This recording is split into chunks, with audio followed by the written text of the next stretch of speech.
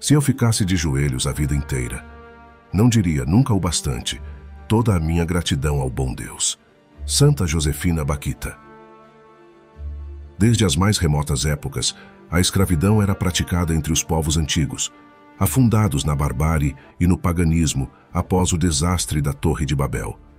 Se uma nação triunfava sobre outra na guerra, os derrotados eram levados para o cativeiro e condenados à humilhante servidão. Até no Império Romano, tão civilizado sob muitos aspectos, os escravos tinham o status jurídico de coisa, res, sobre a qual o direito conferia aos senhores poder de vida ou morte. Foi a Igreja Católica que, como mãe bondosa, suavizou aos poucos o duro jugo imposto pela crueldade ao ensinar por todas as partes o amai-vos uns aos outros. João capítulo 13, versículo 34, o novo mandamento de Jesus, e conduziu as relações humanas a um equilíbrio cristão. Pregando a existência de uma alma racional e imortal, elevada à participação da vida divina pelo batismo, a doutrina católica alça todos à dignidade a que são chamados. Longe de abolir as desigualdades decorrentes da missão ou dos dons conferidos pelo Criador a cada alma em particular, a Igreja convida os homens a um relacionamento de mútuo respeito, os inferiores submetendo-se com alegria aos superiores, por verem neles um reflexo do próprio Deus, e estes debruçando-se sobre os primeiros com verdadeiro afeto e proteção. Já no século I, o grande São Paulo escrevia aos Efésios uma síntese deste estado de espírito. Servos, obedecei aos vossos senhores temporais, com temor e solicitude, de coração sincero, como a Cristo. Senhores, procedei também assim com os servos, deixai as ameaças, e tende em conta que o Senhor está no céu, Senhor tanto deles como vosso, que não faz distinção de pessoas. Efésios capítulo 6, versículos de 5 a 9. Entretanto, dado o orgulho do coração humano, ao longo da história, as admoestações do apóstolo das gentes e de tantos outros santos e pregadores muitas vezes não foram ouvidas, quer pelos grandes, quer pelos pequenos. Daí a tirania por parte de uns e rebeliões por parte de outros, dando origem a guerras e dissensões cuja narração nos faz estremecer de horror. Deus, porém, tem suscitado incontável número de homens e mulheres que não só ouviram sua palavra, mas souberam pô-la em prática, constituindo assim uma coorte de modelos a serem imitados pelos demais. Todos eles, cada um a seu modo e segundo sua vocação específica, compreenderam a fundo a lei do amor trazida pelo Divino Mestre e conformaram com ela suas existências. Tal foi a vida da jovem escrava sudanesa Josefina Bakhita, cuja docilidade de alma foi tão grata aos olhos de Deus que a levou à honra dos altares. Dotada de um caráter fácil e submisso, com uma marcada propensão para fazer o bem aos outros, a pequena descendente da tribo dos Daguil dava, desde a mais tenra infância, mostras de ser uma predileta de Deus. Certa vez, estando com uma amiga nas proximidades de sua aldeia, situada na região de Darfur, no oeste do Sudão, Bakhita deparou-se com dois homens que surgiram de improviso de trás de uma cerca. Um deles pediu-lhe que fosse pegar um pacote que esquecera no bosque vizinho e disse à sua companheira que podia continuar o caminho, pois ela logo a alcançaria. Eu não duvidava de nada. Obedeci imediatamente, como sempre fazia com a minha mãe, narrou ela. Protegidos pela floresta e longe de qualquer testemunha importuna, os dois estrangeiros agarraram a menina e levaram-na à força com eles, ameaçando-a com um punhal. Sua ingenuidade, bem compreensível em seus 8 anos, custara-lhe caro. Contudo, eram essas as misteriosas vias da providência, por meio das quais se realizariam os desígnios de Deus a seu respeito. Se tal fato não tivesse ocorrido, talvez sua vida teria continuado na normalidade do convívio familiar, em meio aos afazeres domésticos e às práticas rituais do culto animista que professavam seus parentes. Provavelmente, ela jamais conheceria a fé católica e permaneceria submersa nas trevas do paganismo. Empurrada violentamente por seus raptores, foi levada para uma cruel e penosa escravidão. E embora ela o ignorasse, estava dando os primeiros passos que a conduziriam, à custa de sofrimentos atrozes, rumo à verdadeira liberdade de espírito e ao encontro com o grande Senhor a quem já amava antes de conhecer. Sim, desde muito pequena, Baquita deleitava-se em contemplar o sol, a lua, as estrelas e as belezas da natureza, perguntando-se maravilhada: quem é o patrão destas coisas tão bonitas? Tenho uma grande vontade de vê-lo, de conhecê-lo, de prestar-lhe homenagem. Ensina São Tomás de Aquino que uma pessoa pode conseguir o efeito do batismo pela força do Espírito Santo, sem batismo de água e até sem batismo de sangue, quando seu coração é movido pelo Espírito Santo a crer e amar a Deus e a arrepender-se de seus pecados. É o que se chama batismo de desejo ou de penitência. Apoiando-nos nessa doutrina, podemos supor que na alma admirativa da escrava sudanesa brilhava a luz da graça santificante, muito antes de ela receber o batismo sacramental.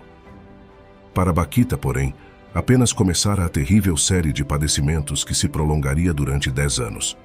Tal foi o choque produzido em seu espírito pela violência do sequestro, que ela esqueceu-se até do próprio nome. Assim, quando foi interrogada pelos bandidos, não pôde pronunciar sequer uma palavra. Então, um deles disse-lhe: muito bem, chamar-te-emos Baquita. Em sua voz havia um acento irônico, uma vez que este nome em árabe significa afortunada. Chegando a um povoado, Baquita foi introduzida numa cabana miserável e trancada num quarto estreito e escuro, onde permaneceu durante 1 mês. Quanto eu tenha sofrido naquele lugar não se pode dizer com as palavras, escreveria ela mais tarde. Por fim, depois desses dias nos quais a porta não se abria senão para deixar passar um parco alimento, a prisioneira pôde sair, não para ser posta em liberdade, mas para ser entregue a um traficante de escravos que acabava de adquiri-la. Baquita haveria de ser vendida 5 vezes sucessivas, aos mais variados patrões, exposta nos mercados, presa pelos pés a pesadas correntes e obrigada a trabalhar sem descanso para satisfazer os caprichos de seus amos. Colocada a serviço da mãe e da esposa de um general, a jovem escrava ali enfrentou os piores anos de sua existência, como ela mesma descreve. As chicotadas caíam em cima de nós sem misericórdia. De modo que nos 3 anos que estive a serviço deles, não me lembro de ter passado um só dia sem feridas, porque não havia ainda sarado dos golpes recebidos e recebia outros ainda sem saber a causa. Quantos maus tratos os escravos recebem sem nenhum motivo, quantas companheiras minhas de desventura morreram pelos golpes sofridos. Além desses e de outros tormentos, fizeram-lhe uma tatuagem que a obrigou a permanecer imóvel sobre sua esteira por mais de 1 mês. Baquita conservou até o fim da vida 144 cicatrizes sobre o corpo, além de um leve defeito ao caminhar. Certa vez, interrogada sobre a veracidade de tudo quanto fora contado a seu respeito, ela afirmou ter omitido em suas narrativas detalhes verdadeiramente espantosos, vistos apenas por Deus e impossíveis de serem ditos ou escritos. Entretanto, a mão do Senhor não a abandonou sequer um instante. Mesmo nos piores momentos, Baquita sentia dentro de si uma força misteriosa que a sustentava, impelindo-a a comportar-se com docilidade e obediência, sem nunca se desesperar. Anos mais tarde, lançando um olhar sobre seu passado, reconhecia a intervenção divina nos acontecimentos de sua vida. Posso dizer realmente que não morri por um milagre do Senhor, que me destinava a coisas melhores. E a ele manifestava sua gratidão.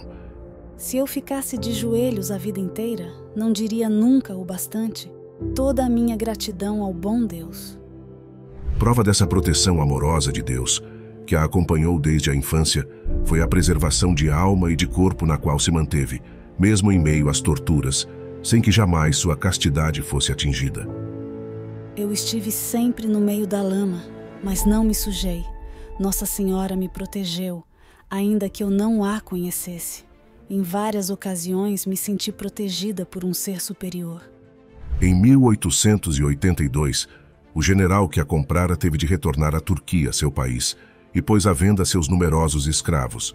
Baquita, fazendo jus a seu nome, logo despertou a simpatia do cônsul italiano Calixto Legnani, que se dispôs a adquiri-la. Desta vez, fui verdadeiramente afortunada, porque o novo patrão era bastante bom e começou a querer-me tanto bem. Embora o cônsul não pareça ter se esforçado em iniciar nas verdades da fé a jovem escrava durante os anos em que esta viveu em sua casa, este período foi para ela a aurora do encontro com a igreja. Como católico que era, Legnani tratou Bakhita com bondade. Ali não havia castigos, pancadas, nem mesmo repreensões, e ela pôde gozar da doçura característica das relações entre aqueles que procuram cumprir os mandamentos da caridade cristã. Ante o avanço de uma revolução nacionalista no Sudão, Calixto Legnani teve de voltar para a Itália. A pedido de Bakhita, levou-a consigo. Porém, chegados a Gênova, o cônsul cedeu a jovem sudanesa a seus amigos, o casal Michieli. Assim, ela passou a morar na residência desta família, em Mirano, na região do Veneto, tendo por encargo especial o cuidado da filha, a pequena Mimina. Estando ali, Bakhita recebeu de um amável senhor que se interessara por ela um belo crucifixo de prata. Explicou-me que Jesus Cristo, Filho de Deus, tinha morrido por nós. Eu não sabia quem fosse. Recordo que às escondidas o olhava e sentia uma coisa em mim que não sei explicar. Pouco a pouco, a graça foi trabalhando a alma sensível da ex-escrava africana, abrindo-a para as realidades sobrenaturais que ela desconhecia. Em sua encíclica S.P. Salve, o Santo Padre Bento XVI assim descreve o milagre que se operou no interior de Bakhita.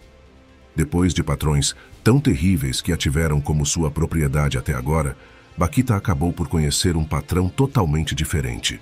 No dialeto veneziano que agora tinha aprendido, chamava Paron ao Deus vivo, ao Deus de Jesus Cristo.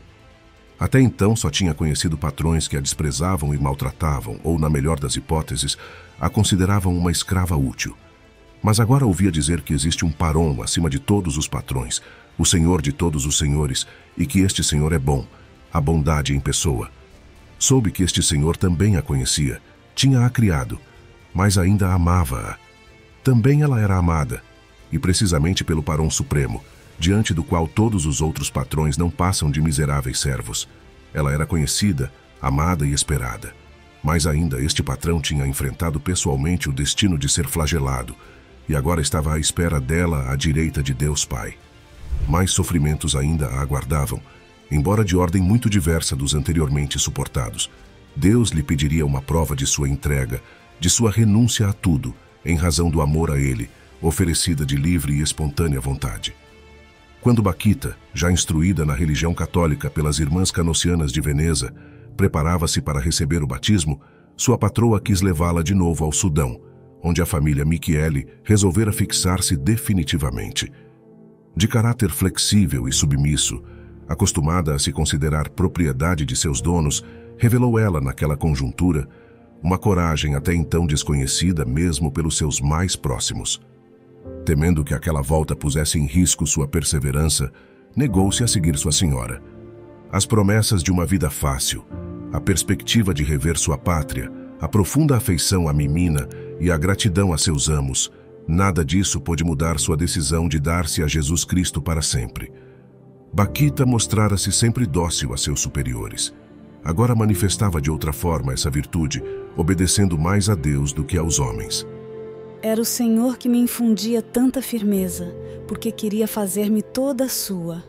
Tendo saído vitoriosa dessa batalha, Bakhita foi batizada, crismada e recebeu a Eucaristia das mãos do Patriarca de Veneza, no dia 9 de janeiro de 1890.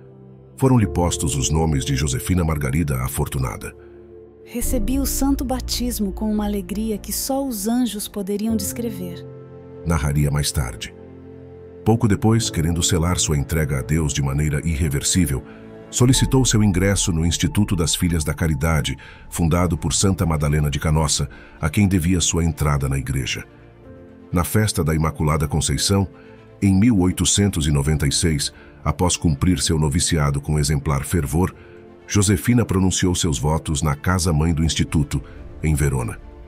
A partir daí, sua vida foi um constante ato de amor a Deus, um dar-se aos outros, sem restrições nem reservas. Ora encarregada de funções humildes, como a cozinha ou a portaria, ora enviada em missão através da Itália, a santa sudanesa aceitava com verdadeira alegria tudo quanto lhe ordenavam, conquistando a simpatia daqueles que a rodeavam, sem se cansar de dizer: Sede bons, amai o Senhor, rezai por aqueles que não o conhecem. Sobre o espírito missionário de Bakhita comenta Bento XVI em sua encíclica: a libertação recebida através do encontro com o Deus de Jesus Cristo, sentia que devia estendê-la, tinha de ser dada também a outros, ao maior número possível de pessoas. A esperança que nascera para ela e a redimira não podia guardá-la para si. Esta esperança devia chegar a muitos, chegar a todos. Por fim, após mais de 50 anos de frutuosa vida religiosa, durante os quais suas virtudes se acrisolaram no fogo da caridade, Bakhita sentiu a morte aproximar-se. Atacada por repetidas bronquites e pneumonias que foram minando sua saúde, suportou tudo com fortaleza de ânimo. Em suas últimas palavras, proferidas pouco antes de seu falecimento, deixou transparecer o gozo que lhe enchia a alma. Quando uma pessoa ama tanto outra, deseja ardentemente ir para junto dela. Por que então tanto medo da morte? A morte nos leva a Deus. Em 8 de fevereiro de 1947, a irmã Josefina recebeu os últimos sacramentos, acompanhando com atenção e piedade todas as orações. Avisada de que aquele dia era um sábado, seu semblante pareceu iluminar-se e exclamou com alegria: Como estou contente! Nossa Senhora, Nossa Senhora! Foram estas suas últimas palavras antes de entregar serenamente sua alma e encontrar-se face a face com o Paron, que desde pequenina ansiava por conhecer. Seu corpo, transladado para junto da igreja, foi objeto da veneração de numerosos fiéis, que durante 3 dias ali afluíram, desejosos de contemplar pela última vez a querida Madre Moreta, como era carinhosamente conhecida, que com tanta bondade os tratara sempre. Miraculosamente, seus membros conservaram-se flexíveis durante esse período, sendo possível mover seus braços para pôr sua mão sobre a cabeça das crianças. Por este meio, Santa Josefina Bakhita revelava o grande segredo de sua santidade, refletido em seu próprio corpo. A via pela qual Deus a chamara fora a da submissão heróica à vontade divina, e para a posteridade, ela deixava um modelo a ser seguido. A humildade, a mansidão e a obediência transparecem em suas palavras, numa disposição verdadeiramente sublime de sua alma. Se eu encontrasse aqueles negreiros que me raptaram, e mesmo aqueles que me torturaram, ajoelhar-me-ia para beijar as suas mãos, porque se isto não tivesse acontecido, eu não seria agora cristã e religiosa.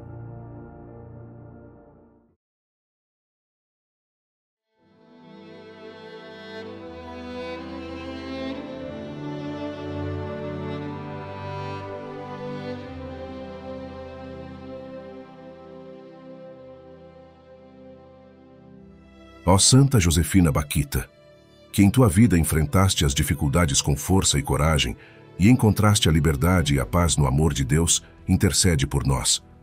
Ajuda-nos a encontrar consolo nas aflições, esperança nas adversidades e a graça de confiar em Deus em todos os momentos de nossa vida.